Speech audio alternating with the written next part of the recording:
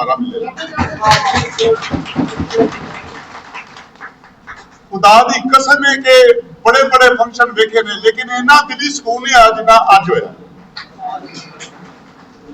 मैं नासिर इकबाल लौन साहब का, मियाँ साहब का मशहूर हाँ कि जिन्हें सानू फर्दन फर्दन बखरे बखरे सानू बुलाते रहते हैं, तो असी कोशिश कर रहे हैं कि अपने इस अदारे नू कोशिश करिए कुछ ना कुछ पार्टिसिपेट करिए।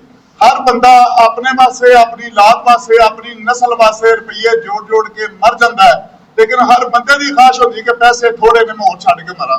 अल्लाह जानता है 3-3.5 लाख की आबादी की बुरचठा दे विचों मैं काफ़ी लोगों को चेक किया है, लोगों के विच स्पेस है, वो चलना चाहते हैं साडे नाल, लेकिन कुछ रुकावटां साडे सामने आ जांदियां ने।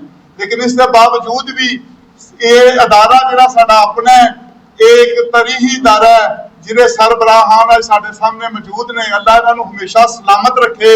मेरी दिली ख्वाहिश है कि अल्लाह इन्हां दा साया साडे उत्ते हमेशा सलामत रखे। जिन्ने भी बच्चे इथों कामयाब होकर वतन पाकिस्तान की खिदमत कर रहे हैं, वो साडे वास्ते वैसे फखर ने। मेरे सारे उस्तादा कराम जिन्हों के सामने मैं बोल नहीं सकता, लेकिन मेरे अंदर की ख्वाहिश है कि मैं एक दो ऐलान करा।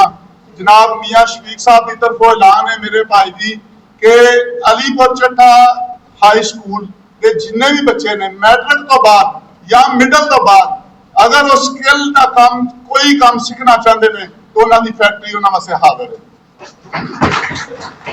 इंशाअल्लाह असी उन्होंने बच्चों को अपने बच्चों की तरह काम सिखावांगे, उन्होंने कामयाबी तक पहुंचा के असी सांस लवांगे। और साडे बच्चे ने असी ये चाहते हैं कि साडे स्कूल का मराल और ज्यादा बुलंद हो, जिस तरह तलीमी म्यार बुलंद है।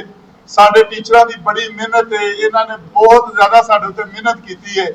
दूसरा ऐलान है कि असी पहले भी ऐलान कर चुके हैं, दोनों भाई मैडिकल एसोसीएशन की तरफों भी और मियाँ शफीक साहब की तरफों भी, कि इस स्कूल नू कापी तो लैके यूनीफॉर्म तक और सोलर तो लैके कोई भी किसी किस्म का पानी फिल्टर प्लांट तक, कूलर तक, इस तो अलावा किसी चीज़ की भी जरूरत पैंदी है तो बिना झिझक तुसीं सानू गिरे बांह तो फड़ के कह सकते हो कि तुहाडी जिम्मेदारी च शामिल हो, तुसीं साडी औलाद हो, तुसीं ये तुहाडे उत्ते फर्ज है। असीं इंशाअल्लाह तुहाडे वास्ते हाज़र।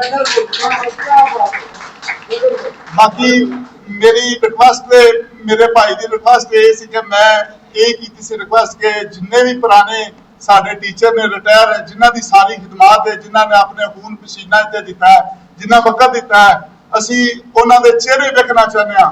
असी 14 अगस्त की आज़ादी की खुशी तो है, लेकिन उस तो ज्यादा खुशी सानू साडे पुराने टीचर जिहड़े सानू मिल गए। मेरी आखिरी ख्वाहिश है कि असी कोई मेहमान खसूसी नहीं, मेरे जिन्ने भी दोस्त स्टेज के उत्ते ने सारे खड़े होके अपने उस्तादां नूं सलूट करन। मैं बहुत मशहूर हाँ सारिਆਂ ਦਾ। तुसीं साडे मेहमान खसूसी हो, चीफ गेस्ट हो। अल्लाह ताला तुहानूं हमेशा सलामत रखे। पाकिस्तान जिंदाबाद।